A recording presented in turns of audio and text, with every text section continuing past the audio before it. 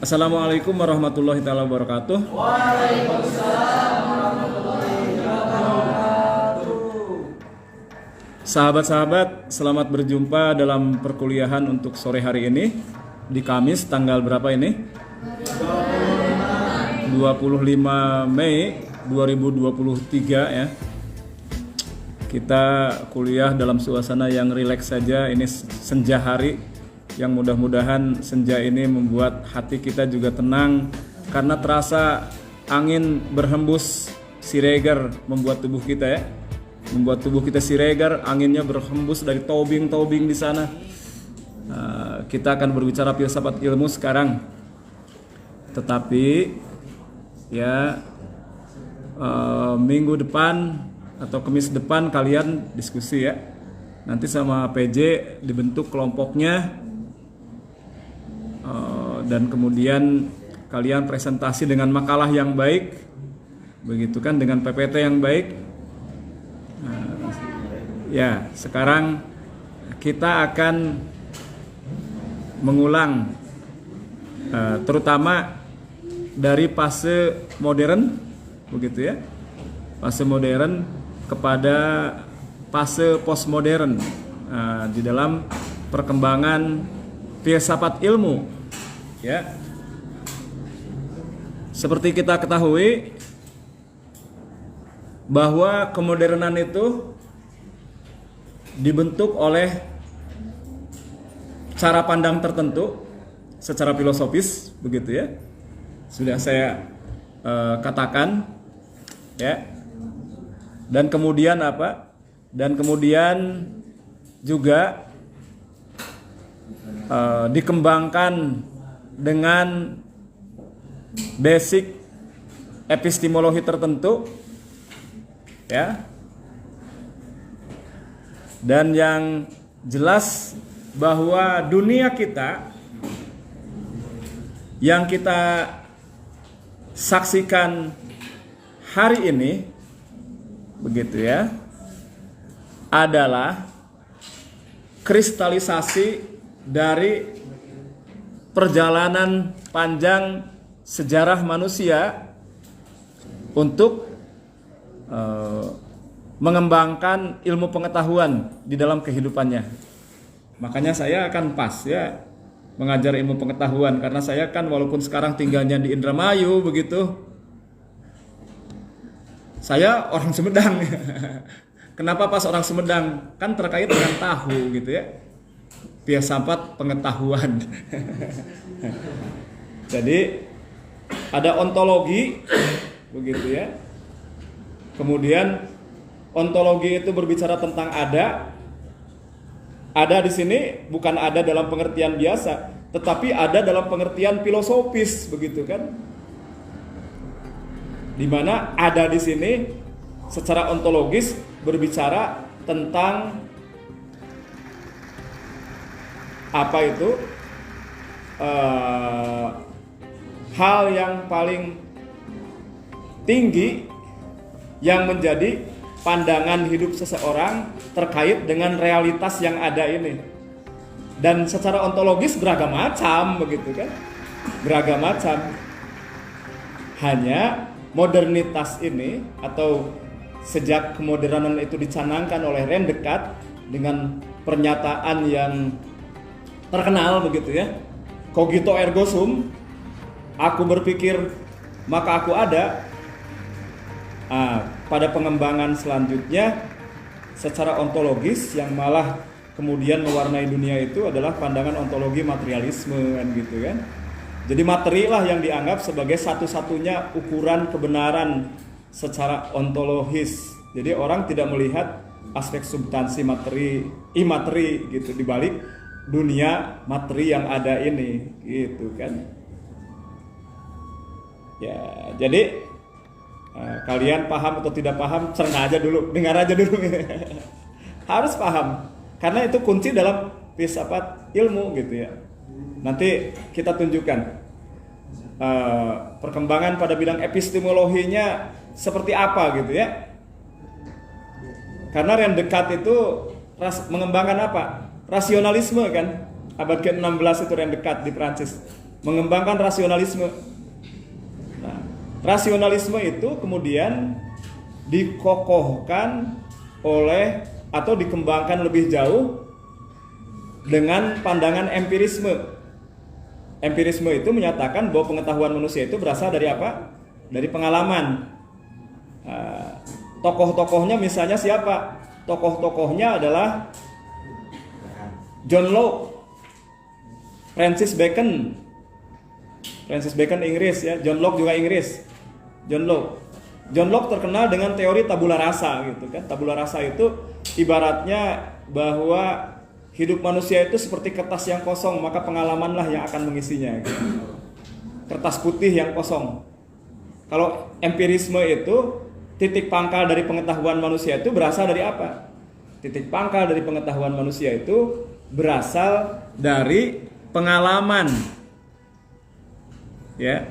Nah, itu dikembangkan oleh orang-orang seperti John Locke dan kemudian Francis Bacon. Jadi rasionalisme, empirisme, positivisme dikembangkan oleh Auguste Comte. Ya. Waalaikumsalam. Yang terkenal Auguste Comte ini dengan 3 babak perkembangan sejarah manusia. Ya. Ada tahap mitis, ada tahap metafisis, dan kemudian ada tahap positivistik.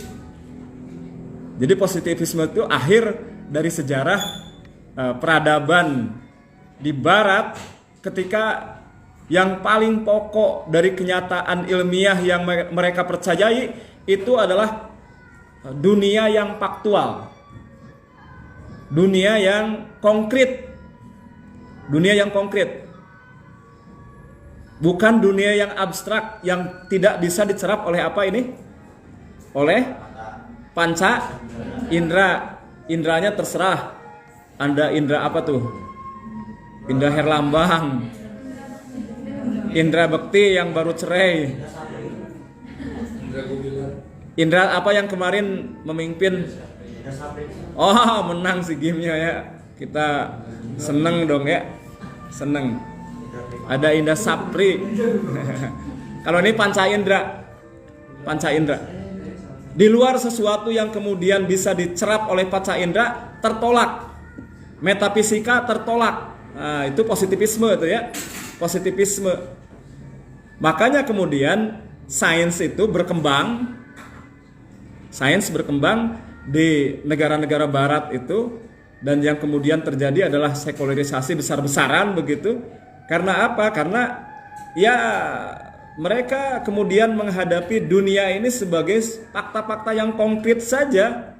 Karena di luar fakta-fakta yang konkret itu tidak lagi mereka bisa terima gitu kan. Dan ilmu pengetahuan memang berkembang. Jadi tadi ada Rene Descartes. Ya. Kata teman saya nih yang nonton, mahasiswa Akfil dulu, ada Indramayu katanya. Ya Pak Yono, terima kasih atas tanggapannya ini. Ada Indramayu juga katanya. Jadi dunia ini kemudian semakin mengerucut pandangannya pada pandangan yang secara epistemologi pun menopang pada pandangan materialisme gitu kan. Materialisme. Sehingga kemudian sains itu semakin terpisah dari agama. Karena awalnya juga memang perkembangan di Eropa itu pemberontakan terhadap agama atau doktrin yang memang saat itu mengungkung kebebasan berpikir manusia yang terjadi lewat doktrin gereja gitu ya. Jadi oleh karenanya perkembangan sains itu ada 2 imam besar untuk pengembangan masyarakat modern itu. Siapa imam besarnya itu? Imam besarnya itu adalah pertama tadi Rene Descartes. Ya. Kedua adalah siapa? Kedua adalah Isaac Newton. Itu katanya imam besar modernisme begitu ya. Rene Descartes itu adalah seorang yang mengembangkan rasionalisme,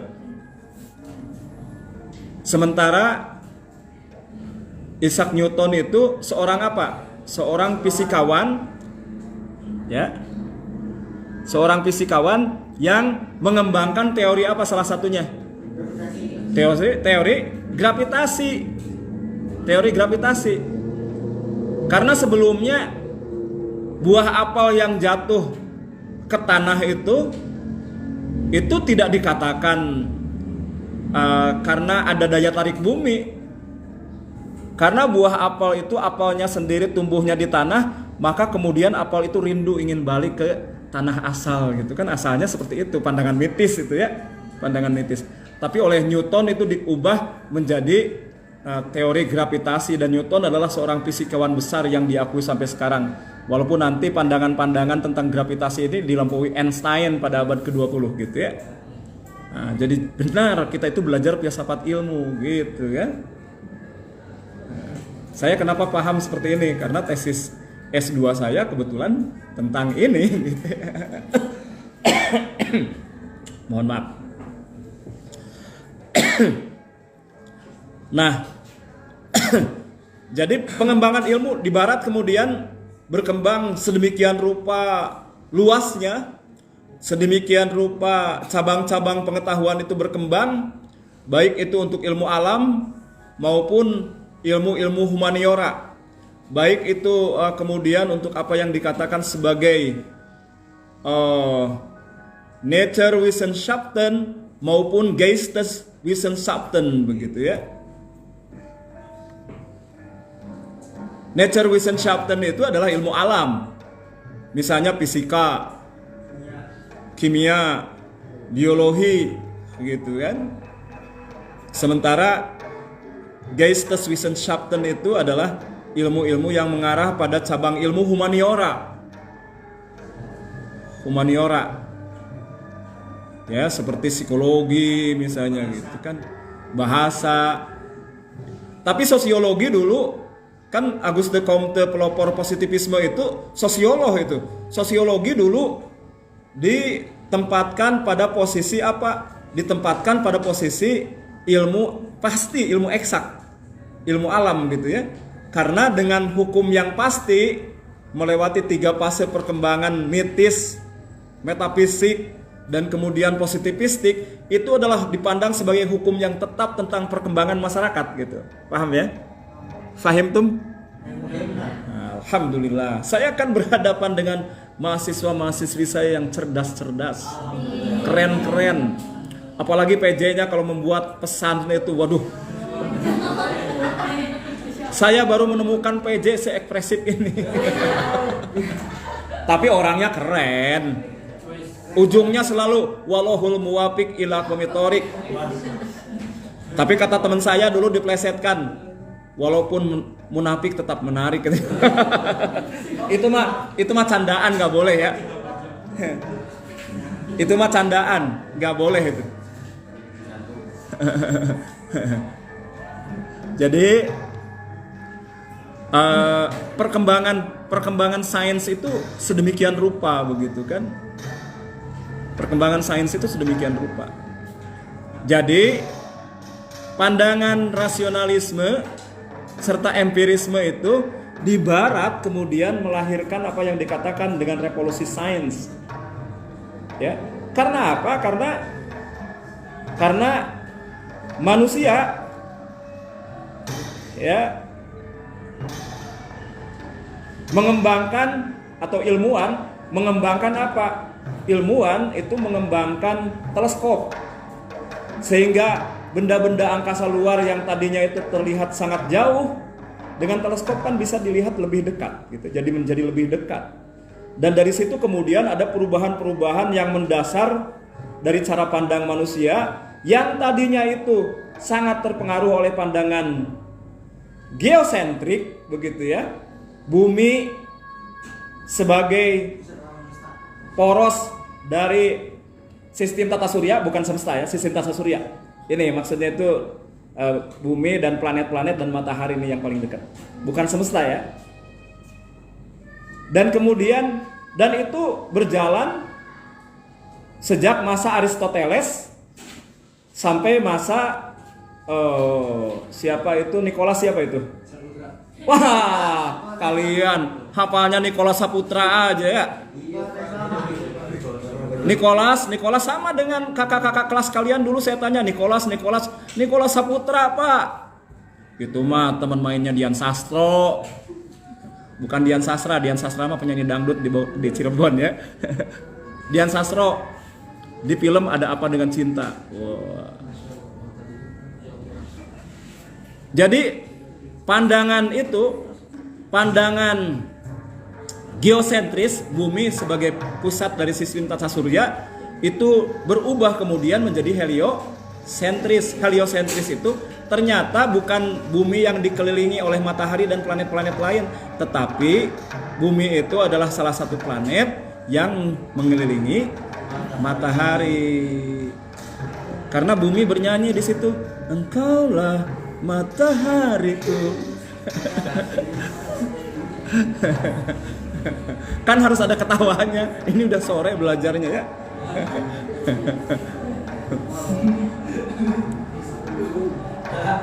Lagu Agnes jadinya. Ya. Jadi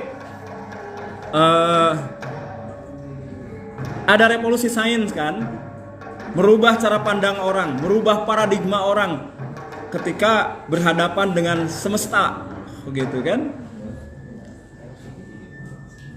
Pertama revolusi sains, ilmu berkembang sedemikian rupa, ilmu mendorong kemudian lahirnya revolusi industri, revolusi Indonesia.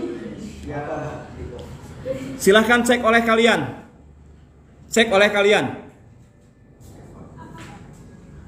Revolusi industri itu terjadinya mulai tahun kapan? Revolusi industri terjadinya mulai tahun kapan? Ayo, revolusi industri tahun gajah. Jangan itu ngomong ya. Coba dicek aja di Google. Revolusi industri terjadinya mulai tahun kapan? 17. Yang pertama kali ditemukan itu apa? Mesin uap. Itu kan mesin uap. Terus ditemukan apa lagi? Ditemukan apa lagi itu dalam revolusi industri? Listrik, gitu ya. Nah, telepon. Mesin uap itu kemudian menjadi dasar, menjadi apa sekarang itu? Mobil. Nah, itu fase perjalanan sejarahnya seperti itu, gitu kan? Fase perjalanan sejarahnya seperti itu. Jadi ada rasionalisme, ada empirisme, ada positivisme, kemudian ada revolusi sains di situ. Dan setelah revolusi sains itu kemudian ada apa? Ada revolusi industri, ya. Mulai itu industri berarti sekarang kan 4.0 gitu ya. Yang pertama itu pasti 1.0. 1.20 ya. Kemudian ada tahap revolusi industri kedua gitu kan, sampai tahap revolusi industri ketiga. Sekarang itu tahap revolusi industri keberapa? Keempat. Kelima itu Jepang, sekarang udah kelima. Karena kalau Jepang mah mereka sedang mengalami apa? Mereka sedang mengalami satu krisis sekarang itu. Krisis apa itu di Jepang sekarang? Krisis apa itu? Kekurangan anak. Karena krisis apa? Jangan ragu-ragu kalian untuk mengatakan dunia di Jepang itu atau di Jepang itu sekarang lagi mengalami krisis apa? Krisis SEKS. Kalian kok ragu-ragu ya. Kalau saya sih tidak berani mengatakan apa barusan? Bukan SKS. Saya tidak berani mengatakan sek gitu ya, nggak berani saya. Saya juga gak berani. Kan barusan mah terpaksa. Karena contoh, kalau contoh kan saya harus ngomong bener. Harus ngomong bener. Jadi revolusi seks, makanya SD di Jepang itu banyak yang gulung tikar sekarang ribuan ya. Karena nggak ada anak sekolah. Nggak ada anak sekolah. Makanya di Jepang mereka mengembangkan industri 5.20 itu karena apa? Karena untuk merangsang supaya orang Jepang itu mau menikah. Gitu kan. Mau menikah. Mau kawin. Mau kawin. Orang Jepang rata-rata sekarang gak mau pada kawin, gak mau pada menikah karena katanya biayanya mahal. Sehingga laki-laki senang main dengan apa? Dengan robot atau dengan boneka gitu ya. Hah? Apa? Ya, seperti itulah. Sehingga pemerintah Jepang kemudian mengembangkan industri 5.20 sehingga kalau ada wanita Jepang yang hamil itu dikontrol oleh negara kehamilannya, diberi fasilitas, diberi duit yang besar gitu kan.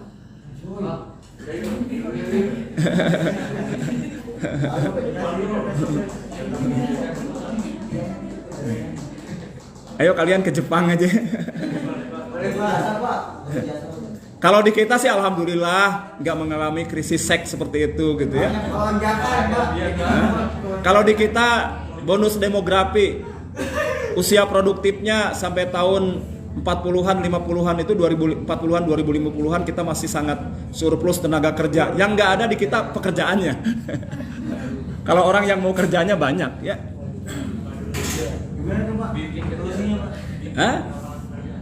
Jadi itu tahapan-tahapannya, tahapan-tahapan. Masyarakat sekarang itu sudah berada di fase masyarakat era informasi, era internet begitu ya.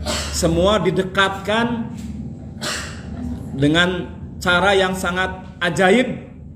Semua terkoneksi, segala-gala pakai aplikasi. Maka kemudian terkenal dari Pak Francisco Budi Hardiman kalau tidak salah itu. Ini masalah filsafat ya. Kan tadi Rendekat itu aku berpikir maka aku ada. Maka sekarang yang dikembangkan itu aku klik maka aku ada. Kan tinggal klik-klik aja sekarang kan. Jadi untuk menyatakan eksistensi diri tentang keberadaan kita sekarang itu tinggal klik-klik aja, download aja. Kata anak saya download, ayah download katanya gitu ya. Nah, di dalam ilmu pengetahuan, tadi kan fase modern tuh. Fase modern itu dikonstruk oleh pandangan rasionalisme, empirisme, positivisme, dan kemudian wujudnya adalah menjadi masyarakat saintis seperti sekarang. Menjadi scientist society gitu, masyarakat sains sampai sekarang gitu ya. Sampai sekarang. Jadi tahapan-tahapannya seperti itu. Nah, orang kemudian melihat celah bahwa modernisme itu kemudian ada satu lubang kosong atau ada satu titik yang memungkinkan modernisme itu dikritik. Maka lahirlah kemudian postmodernisme. Saya belum menyampaikan ini di sini ya? Belum. Di kelas yang satu lagi saya udah, karena kemarin kan kita libur ya, Kamis kemarin. Jadi postmodernisme itu memberikan kritik terhadap apa? Terhadap bangunan modernisme begitu ya. Karena pada akhirnya modernisme itu membawa pada masyarakat yang karena dominannya kemudian adalah dominan barat, maka cara pandang barat itu yang kemudian dominan. Dan kadangkala diselipi dengan pandangan-pandangan yang sifatnya itu Chauvinisme. Chauvinisme itu pandangan yang menganggap ras yang satu lebih unggul dari yang lain, terutama ras golongan kulit putih gitu ya. Merasa dan diposisikan sebagai ras yang paling unggul gitu. Jadi modernisme itu sifatnya absolutis begitu ya. Memutlakan sesuatu gitu, memutlakan sesuatu. Dan dengan pandangan modernisme ini, dengan pandangan modernisme, ya ukuran kebenaran itu kemudian sesuatu yang dianggap benar itu adalah kebenaran-kebenaran yang bisa diterima dan diverifikasi secara ilmiah dari sisi pendekatan sains, gitu kan? Makanya sains itu sekarang yang merajai kehidupan manusia. Nah, posmo menyadarkan orang bahwa ukuran kebenaran itu bukan semata-mata ukuran kebenaran apa? Ukuran kebenaran saintis, ukuran kebenaran sains, tapi ada nilai-nilai lain juga yang harus diperhatikan. Tadi kan ontologi dari modernisme itu, ontologinya materialisme, epistemologinya apa? Cara mendapatkan pengetahuannya rasionalisme, kemudian empirisme, positivisme gitu ya. Dan kemudian ada satu nilai lagi, yaitu aksiologi. Sebenarnya dengan pengetahuan itu manusia akan dibawa kemana sih? Dengan penemuan teknologi nuklir misalnya pada abad ke-20, secara etis orang mempertanyakan teknologi nuklir itu apakah akan membawa kemaslahatan atau mudarat bagi hidup manusia, kan gitu kan? Tidak hanya mudaratnya, ya. Teknologi nuklir juga ternyata memberi kemungkinan bagi pengembangan sisi-sisi positif bagi kehidupan manusia, karena sekarang kan di kita juga banyak yang teknologi yang dikembangkan dengan teknologi nuklir tapi bukan untuk tujuan perang kan gitu. Misalnya di bidang medis, operasi sekarang di Rumah Sakit Hasan Sadikin aja di Bandung ada yang pakai energi nuklir gitu ya. Untuk pertanian, untuk perumahan, energi nuklir itu untuk listrik terutama. Pembangkit listrik tenaga nuklir, bukan nuklir gitu ya. Bukan nulier gitu. Tapi energi nuklir. Nah, postmodernisme itu memandang ada celah yang harus dikritik dari pandangan modern, yang dikonstruk pandangan modern itu lewat apa? Lewat cara pandang tadi itu. Materialisme, kemudian epistemologi, rasionalisme. Tadi materialisme secara ontologi, epistemologinya rasionalisme, empirisme, positivisme gitu. Aksiologinya bebas nilai. Orang mengembangkan sains nggak perlu mengaitkan dengan nilai agama misalnya, nggak perlu, karena agama sendiri dibuang. Keyakinan tentang Allah yang maha kuasa pun kan sudah dibuang jauh-jauh dari ranah kehidupan orang modern gitu ya. Nah, di situ celahnya. Jadi postmodernisme ini adalah sebuah titik balik begitu ya. Awalnya sih dari penemuan bidang fisika. Dari Einstein begitu ya. Kemudian dari interpretasi Copenhagen. Copenhagen itu di mana itu? Jerman, Pak. Copenhagen di mana? Jerman.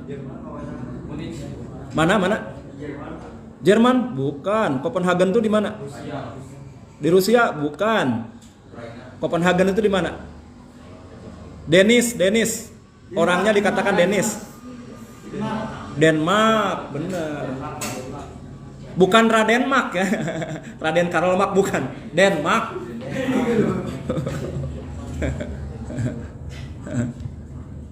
Denmark. Ya.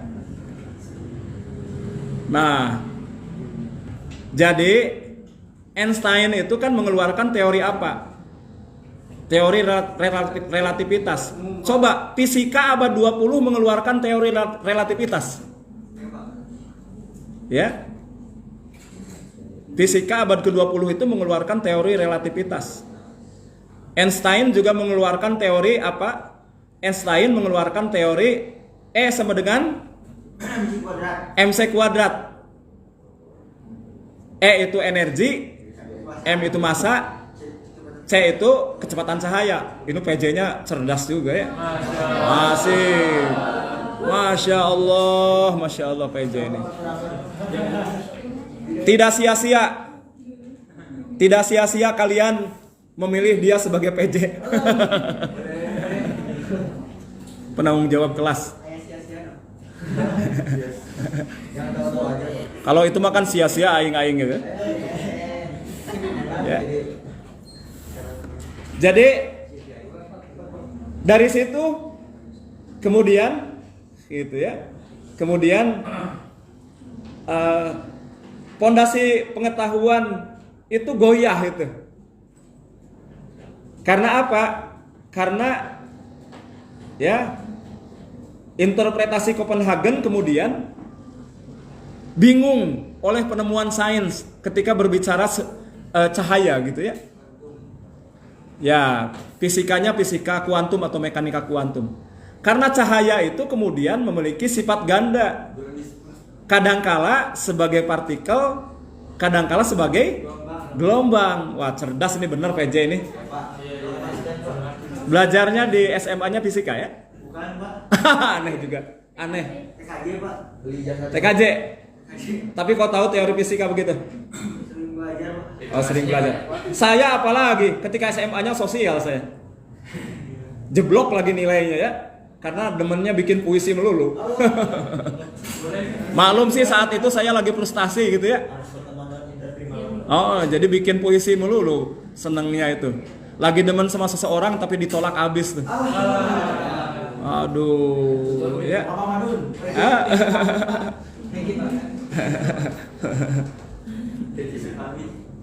Nah, jadi mulai fisika sebagai sandaran positivisme dalam ilmu goyah. Karena kalau benar kan kita berbicara dualisme subjek objek kemarin, ada subjek ada objek gitu ya. Kalau ada ilmu yang objektif, berarti kesimpulan itu tidak akan ada dualitas partikel dan gelombang. Ada dualitas cahaya itu antara partikel dengan gelombang, kadang sebagai partikel, kadang sebagai gelombang gitu ya. Nah, kalau kalian belajar fisika itu kalian akan paham. Hanya akan ada satu kesimpulan. Apakah dia partikel atau dia gelombang saja? Tapi ternyata ini dua, aneh kan gitu. Bingunglah para ilmuwan di situ begitu ya. Bingunglah para ilmuwan di situ.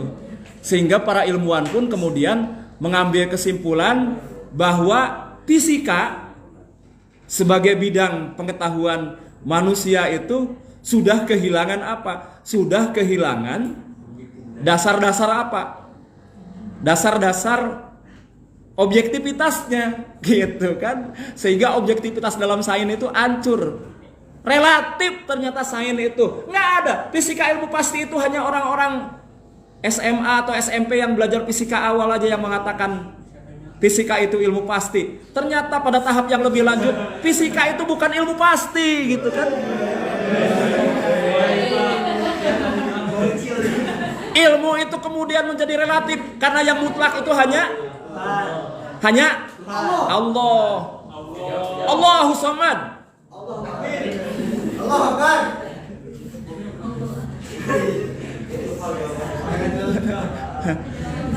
Einstein itu memberi ibarat ya. Tuhan tidak bermain dadu. Kamu benar. Karena apa? Ini kan dadu itu kadangkala muncul yang ini seperti tadi gitu kan. Kadangkala menjadi partikel, kadangkala menjadi gelombang. Kok kayak bermain dadu gitu. Padahal Tuhan tidak sedang bermain dadu gitu kan. Tapi maksud saya Einstein itu memberi gambaran tentang bagaimana sih majas dari hukum relativitas itu gitu ya. Jadi hukum relativitas itu, bayangkanlah kalian katanya duduk di dekat tungku api yang panas, ya, dengan kalian duduk di dekat orang yang kalian cintai. Wah, kan? Pernah merasakan PJ? Oh belum, kamu belum pernah pacaran? Jomling. Pokoknya pengalaman masa muda saya, jangan kalian jadi jomblo abadi itu jangan teralami oleh kalian lah.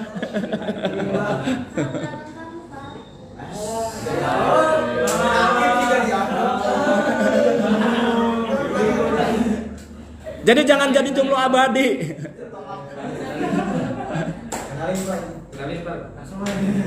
Jadi kata Einstein begitu ya, kata Einstein, Bayangkan oleh kalian ketika kalian itu duduk di dekat tungku api yang panas, kan ada lagunya nih. Kau nyalakan api di dalam tungku, dingin sekali malam itu, namun jauh dingin dalam hatiku, sejak cintamu telah berlalu, berlalu, berlalu. Al-ayah, Al-ayah. Itu lagu Chrisye ya. Ya. Jadi fondamen pengetahuan manusia yang tadinya didewa-dewakan dan dianggap pasti itu ternyata nggak ada ilmu yang pasti gitu ya. Semuanya relatif. Gravitasi pun ternyata relatif. Ya misalnya ukuran gravitasi di bumi dengan di bulan kan beda ya, tidak sama. Kalau di bulan itu hanya 1/6 bumi, sehingga kalau kalian di bumi itu 60 kilo, di bulan jadi berapa? Hanya jadi 10 kilo kan gitu kan. Lebih ringan gitu. Di bumi sendiri katanya ini, kata para fisikawan, ternyata beda-beda. Apa itu? Gravitasi itu beda-beda, tidak sama gitu ya. Nah, kalian untuk membuktikannya tanyakan langsung pada para fisikawan. Saya fisikanya hanya fisika teoritis ya. Nah, di dalam pengembangan pemikiran, jadi modernisme itu sudah tidak dipandang lagi serba mutlak, serba pasti. Nah, maka kemudian berkembang apa itu pandangan postmodernisme yang dikukuhkan kemudian dalam buku On Grammatology Jacques Derrida, begitu ya. Jacques Derrida dengan gagasannya tentang dekonstruksi. Jadi didekonstruksi itu, dihancurkan fondamen-fondamen dari modernisme, walaupun setelah dekonstruksi orang bingung kemudian mau kemana ini umat manusia begitu ya. Umat manusia sampai sekarang belum lagi ditemukan formulanya begitu ya. Formula dari pasca modernisme itu sebenarnya seperti apa gitu. Kecuali membawa orang pada kebingungan begitu ya. Walaupun para fisikawan kemudian memposisikan begitu bahwa di balik tata yang tersurat itu ada yang tersirat, di balik yang implisit, di balik yang eksplisit ada pesan-pesan implisit gitu ya. Ada pesan-pesan yang itu harus dibaca, harus diselami gitu. Tapi baru sebatas itu. Tidak sampai misalnya pada pencarian tentang Tuhan ya di para fisikawan itu. Nah, jadi dekonstruksi Derrida itu sangat berpengaruh. Orang-orang Barat yang tadinya itu menganggap bahwa mereka itu adalah ras yang unggul dan itu tertuang di dalam teks-teks mereka begitu ya. Teks kesusastraan, teks apalagi? Teks ilmu pengetahuan, reproduksi pengetahuan segala macam, maka mereka kemudian mulai melakukan sikap kritis, mulai memberikan fondamen kritik terhadap tradisi mereka sendiri gitu. Kalau dulu di Barat, nah, jangan harap bahwa pada tahun 50-an itu orang kulit putih bisa satu bisa satu meja atau bisa satu restoran dengan orang kulit hitam gitu ya. Yang sekarang orang berkulit hitam bisa menjadi presiden Amerika kan, kemarin Barack Obama itu panjang itu sejarahnya ya, panjang sejarahnya. Dan Barack Obama bisa menunjukkan sebagai presiden Amerika yang baik di situ gitu kan. Jadi tahapan-tahapannya seperti itu. Orang Barat mulai melakukan kritik terhadap tradisi mereka. Jadi revolusi dalam bidang sains, ya, perubahan-perubahan mendasar dalam paradigma sains berpengaruh kemudian terhadap kehidupan sosial di dunia, begitu ya, di dunia. Karena yang terjadi kemudian adalah cita-cita menuju konstruksi sosial atau kondisi sosial yang lebih baik, yang lebih berkeadilan, yang lebih menempatkan manusia itu pada derajat yang sama gitu kan, tidak dikotak-kotakan oleh hal-hal yang bersifat rasial begitu ya. Jadi maksud saya adalah bahwa revolusi dalam bidang sains itu kemudian memberikan pengaruh mendasar dalam kehidupan manusia, dan dari pengaruh mendasar itu yang terjadi kemudian adalah reformasi dalam bidang tatanan sosial, dan itu yang kemudian terjadi di dunia kita sampai hari ini, dan mungkin fondamen-fondamen kritik terhadap cara pandang yang hegemonik itu akan terus terjadi. Tetapi para pembela dari positivisme pun tetap dengan pandangannya gitu kan, tidak merubah pandangannya. Yang ateis ya tetap ateis gitu kan. Pandangan-pandangan positivisme empirisme atau empirisme positivisme tetap, pendukung-pendukungnya seperti Carl Sagan kalau di Amerika itu, yang melihat fakta-fakta alam semesta itu hanya sebagai fakta-fakta fisik saja, tetap ada gitu sampai sekarang gitu ya. Nah, yang terakhir yang mau saya sampaikan, kelompok-kelompok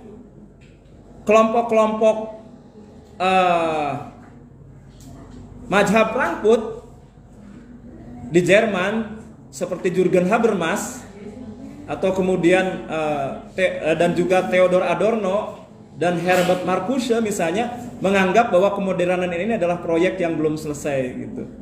Jadi tidak mesti loncat dulu ke posmo gitu, tapi kemodernan ini harus dilanjutkan dasar-dasarnya atau fondamennya, atau disempurnakan perjalanannya, dikritik tapi disempurnakan juga perjalanannya gitu ya. Sementara yang lain sudah meloncat kepada postmodernisme, dan ini perdebatan yang sampai sekarang terjadi begitu ya. Jadi dari modern, masyarakat klasik, masyarakat modern, kemudian masyarakat postmodern, ketika modernisme itu dihadapkan pada kritik yang tajam karena bias-bias dari atau klaim-klaim dari modernisme sendiri yang banyak mereduksi kenyataan begitu. Oke, sampai di sini silahkan. Ada pertanyaan dari kalian?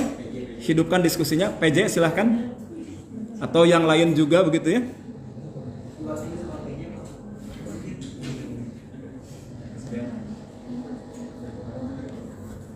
Oke.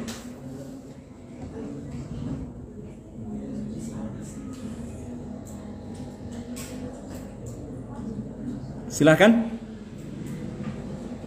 PJ, ada pertanyaan? Ya. Jadi filsafat ilmu itu memang memberikan secara khusus perubahan terhadap teknologi atau ada dalam bidang lain begitu? Filsafat ilmu, ya kalau filsafat ilmunya sebenarnya adalah sikap kritis apa? Seperti yang dikatakan oleh Prof. Munir beberapa waktu yang lalu gitu. Filsafat ilmunya sendiri kan sikap kritis terhadap tradisi sains yang berkembang gitu ya.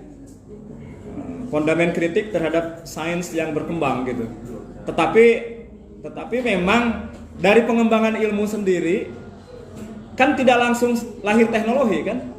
Ada tahapan-tahapan untuk menjadi masyarakat yang mapan ya. Dari sisi pengembangan teknologi sampai sekarang itu kan tidak langsung jadi masyarakat teknologi hari ini tuh. Tapi melalui tahapan-tahapan yang luar biasa gitu, perjalanan waktu yang juga panjang begitu ya. Ya itu tadi masyarakat klasik melahirkan pola pikirnya tersendiri, termasuk bagaimana ilmuwan-ilmuwan muslim itu memberikan sumbangan yang besar terhadap perkembangan sains di dunia begitu ya. Kemudian lahir masyarakat modern gitu kan. Di dalam masyarakat modern itu ada revolusi sains, ada revolusi industri begitu ya. Dan dari revolusi industri itu kemudian apa? Dari revolusi industri itu melahirkan beragam macam produk teknologi di situ. Jadi produk teknologi itu adalah produk dari pengembangan tradisi ilmiah manusia kan gitu. Sok sekarang teknologi apa yang tidak bisa terkait dengan sesuatu yang ilmiah kan? Sampai HP yang sekarang kita pakai saja di masyarakat teknologi ini, sampai kita sekarang bisa belajar dengan jarak jauh, bisa apa itu ada yang bertanya begitu ya.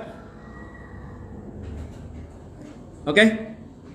Seperti ini kan itu adalah produk teknologi. kita bisa melaksanakan perkuliahan dengan Zoom, itu adalah produk teknologi dan itu adalah pengembangan dari pengembangan tradisi keilmuan di dalam kehidupan manusia gitu. Ya, ada lagi kepenasaran? Silakan PJ lah. PJ biasanya aktif sekali ini.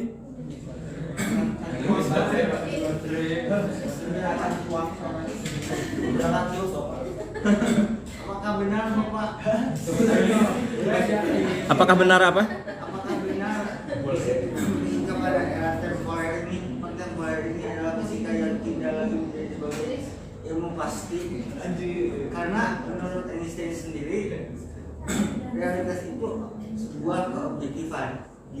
Dia pernah berdebat dengan Niels Bohr. Oh, benar Niels Bohr ya. Niels Bohr itu menyatakan bahwasanya realitas itu subjektif. Einstein membantahnya realitas itu objektif. Keluarlah pernyataan Tuhan itu tidak bermain gaduh. Oke. Kalau misalnya seperti itu, misalnya fisika itu tidak menjadi ilmu pasti, lalu kenapa fisika kuantum sampai sekarang masih dipelajari? Oh, ini luar biasa ya.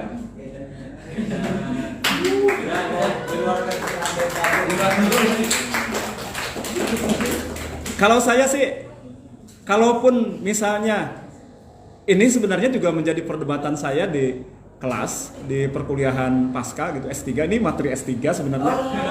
Wah, kita meloncat dong. Tidak bisa juga kemudian acuan teoritik itu di dekonstruksi semua gitu ya. Karena jika tidak ada hukum-hukum yang tetap dalam fisika, kacau dong dunia kita gitu ya. Misalnya saja untuk hukum apa? Hukum navigasi. Ya. Hukum penerbangan pesawat terbang.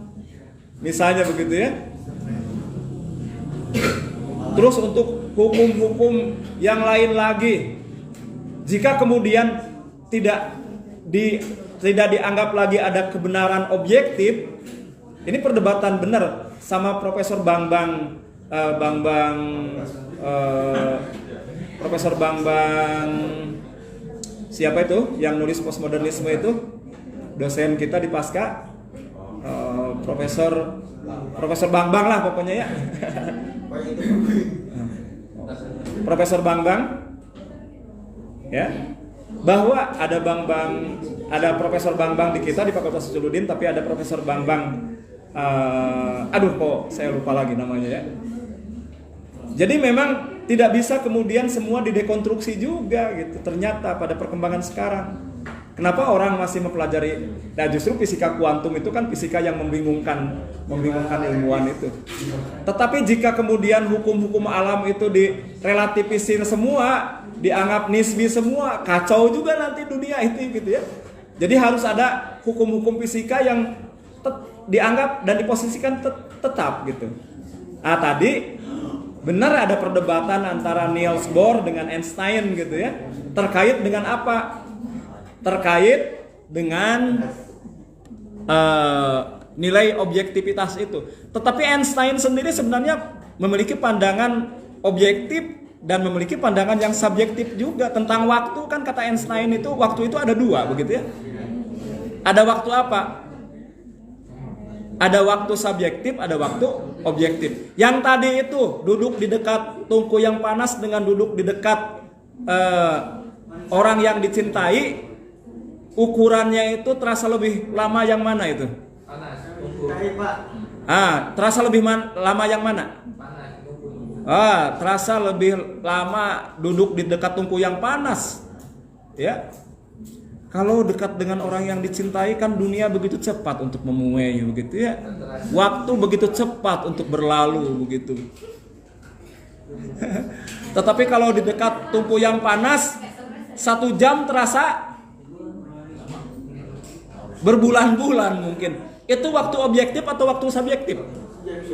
Itu waktu subjektif. Einstein memberikan ibarat dari teori relativitasnya itu dengan ukuran waktu subjektif seperti itu gitu kan. Paham ya? Paham? Nah, tapi kan tetap sampai sekarang pun kita akan mempertahankan bahwa satu hari satu malam itu berapa jam? 24 jam. 1 jam berapa menit? 1 menit berapa detik? Itu nilai objektifnya yang tidak bisa berubah, gitu kan? Paham ya? Jadi sampai sekarang kalau segalanya dianggap relatif, kacaulah dunia kita. Ukuran waktu nanti susah dijadikan patokan, apalagi kalau kita sebagai umat Islam begitu ya. Nanti berkaitan dengan apa? Nanti misalnya berkaitan dengan masalah penetapan apa itu? Waktu sholat. Kan itu berdasarkan sesuatu yang tetap, pergerakan alam yang tetap. Makanya ada hisab di situ gitu ya. Oke, begitu ya. Ini ada teman saya yang bertanya ini. Ada teman saya, siapa nih teman saya yang bertanya itu yoga ya? Nih, teman seperjuangan saya. Mana kok menghilang ya pertanyaannya? Berapa menit lagi kita? Udah habis? Ya, 5 menit lagi. Kita habiskan dulu. Mana ini pertanyaan yoganya ya?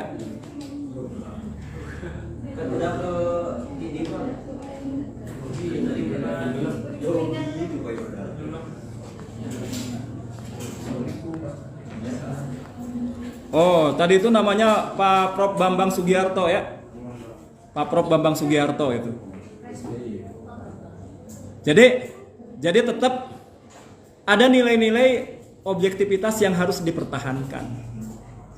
Gitu ya. Karena itu adalah sunatullah yang kemudian bisa dibuka tabirnya oleh manusia kan gitu kan. Ketetapan-ketetapan Allah dari hukum alam. Karena kalau tanpa ketetapan-ketetapan itu sistem itu akan kacau. Sistem penanggalan misalnya gitu ya. Rotasi bumi, pergerakan bumi, segala macam gitu. Jadwal-jadwal manusia, hari libur, hari kerja akan kacau jika tidak lagi menganggap ada hukum yang objektif gitu ya. Jadi itu jawaban dari saya. Ini kita cari dulu nih dari Bang Yoga. Aduh, apa ini udah dihapus ya ininya ya pertanyaannya? Kok tidak ada ya? Kelamaan kayaknya. Oh, ini ada. Izin bertanya. Izin bertanya katanya.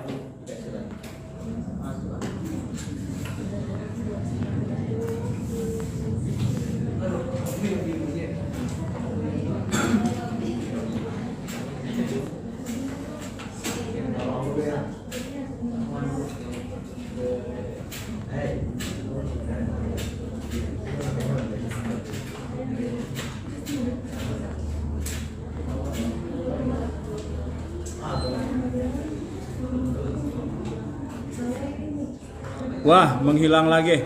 Mungkin nanti dijawab di darat aja deh. Untuk yoga, tapi yoga tadi mengusulkan harus ada dialog gitu ya. Dialog dengan mahasiswa. Satu lagi dari Putri deh. Saya ingin dari Putri ada pertanyaan ya. Ayo dong, Putri. Ayo dari Putri.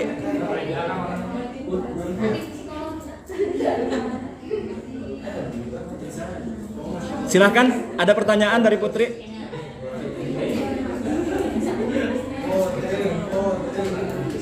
Kalau tidak ada pertanyaan nggak?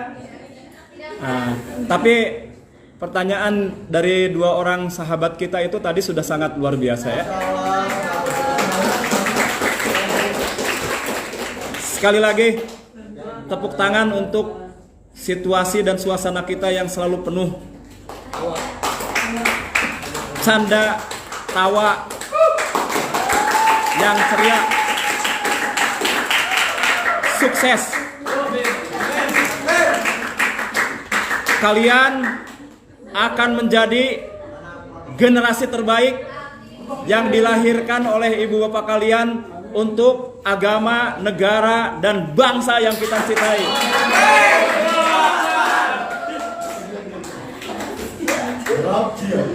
Dan kalian akan menjadi pemimpin besar di masa depan.